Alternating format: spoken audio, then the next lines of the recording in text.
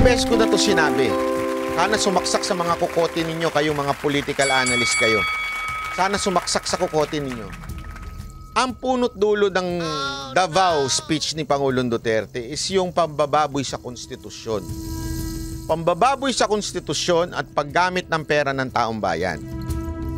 Actually, hindi nga po si Marcos. Nagkataon lang, sinabi niya na bangag ang presidente hanggang ngayon kasi nga po, wala siyang ginagawa sa pambababoy sa konstitusyon natin. Wala siyang ginagawa sa pagwawaldas ng Kamara o dun sa mga ating departamento sa pera ng taong bayan. Kaya niya binanggit yung bangag. Pero paulit-ulit din niya kasing sinasabi. Paulit-ulit niya sinasabi, I do not have problem with Marcos. Paulit-ulit din niya sinasabi, there is no major mistake of etong si Marcos. Kaya lang, bangag. Kaya hindi niya pinakikialaman to.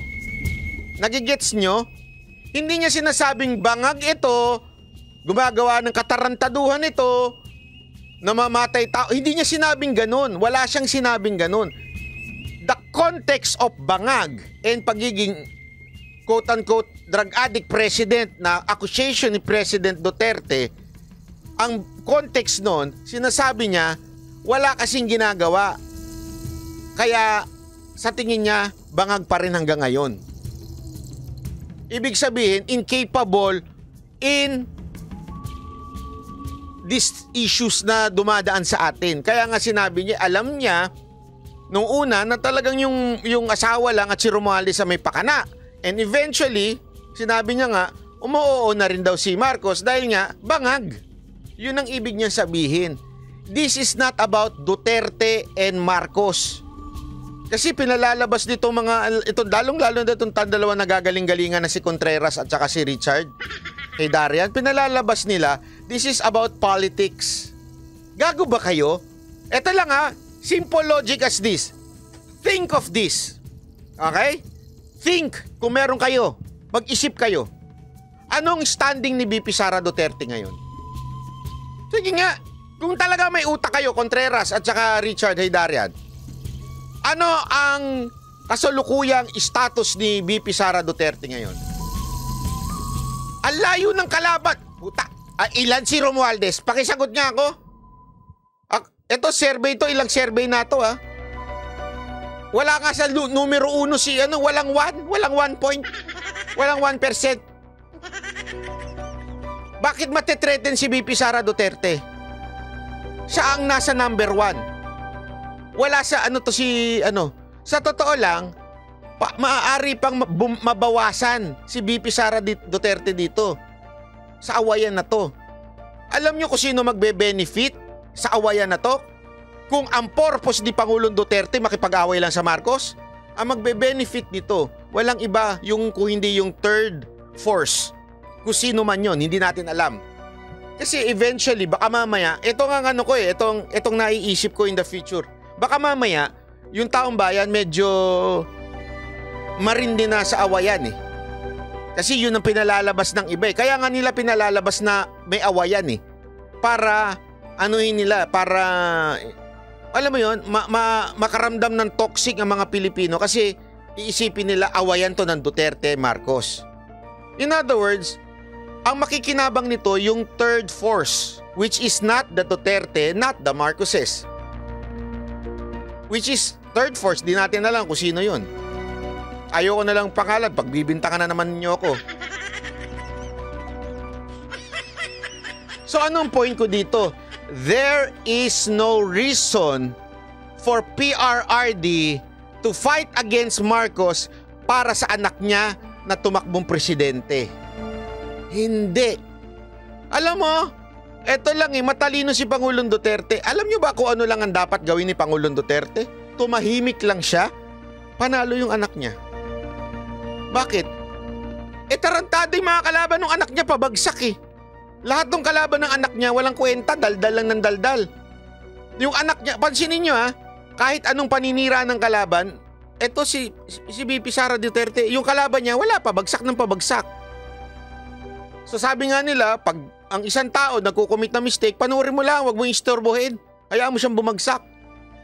Ganun sana ang ginawa ni Pangulong Duterte, di ba? Kung ang purpose lang niya is politics. Pero hindi po eh. Ang purpose niya hindi ho politics. Ang purpose niya kasi binababoy na ang ating konstitusyon. Ginagago na tayo. Kaya nga ito isipin nyo na mabuti ito.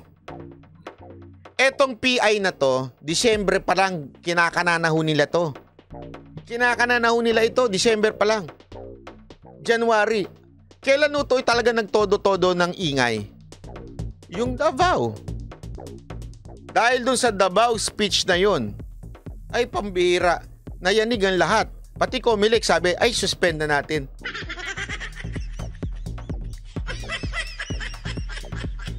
Hindi, yun ang talaga eh. Yun ang talagang nangyari. Because yung sa ingay na yun, isipin mo, how many days? Ang lakas ng impact na yun Sabi ko sa inyo, ang lakas ng impact. Lalo na sa akin, pinagbintangan ako eh. Matindi. Alam mo, yung kinikwento ko sa inyo tungkol dun sa NBI, half pa lang ho yun. Hindi ko na lang pwedeng sabihin yung una. Okay? Kasi, out of respect, naayos kasi. Okay? Pero grabe ho yun. Ang tindi ho nung ginawa na yun. Kasi hinanap ho nila ang lahat ng katabi ni Pangulong Duterte nung time na yun.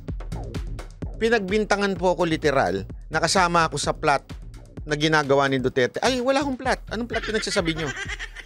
Wala akong alam doon. Hindi, honest naman ako. Hindi naman ako katulad ni TP na nagmamagaling na may alam siya kunwari. Hindi naman ako kinakausap ni Pangulong Duterte para, Banat Boy, anong gagawin natin? Anong gagawin natin? Walang ganun. Gago ba kayo? Nandun lang kasi kami, kasi para magkwentuhan lang. Yun lang yun. Sikahan lang. Gusto lang niya ilabas yung sinabi niya nung sa speech. Yun lang yun.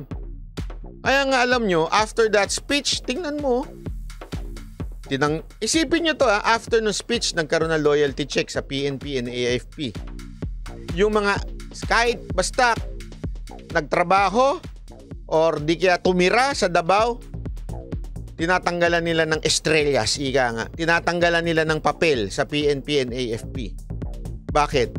Natatakot na ho sila.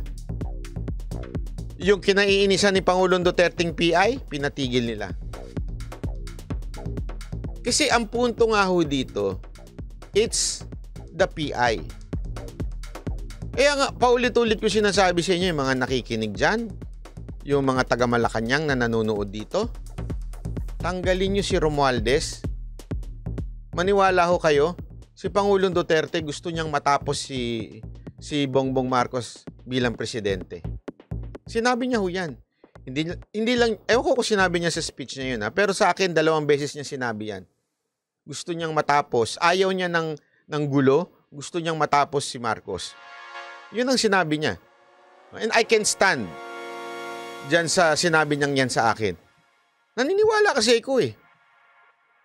Kaya nga kayong mga taga-Malacanang na nanonood dito, simple lang naman eh. Ang nanggugulo sa inyo, walang iba kung hindi si Romualdez.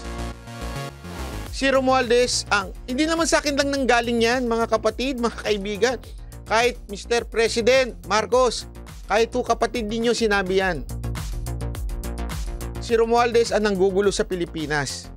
Kapatid nyo na ho nagsabi, makinig na ho kayo dyan. Huwag na ho kayo makinig sa akin. Alam ko medyo hindi kayo makikinig sa akin.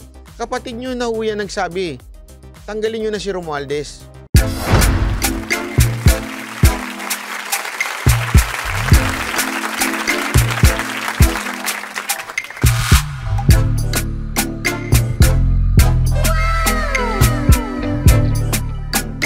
The next performance will start momentarily.